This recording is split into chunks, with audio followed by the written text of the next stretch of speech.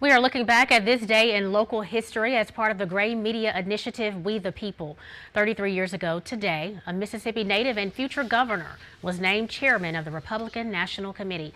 Haley Barbour was already well known here in the Magnolia State, but his national visibility rose while he was working for President Ronald Reagan in the 1980s. The Yazoo City native went on to become a powerful Washington lobbyist, and he began serving 2 terms as governor in 2004.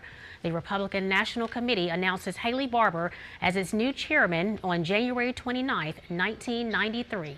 Your look at this day in history.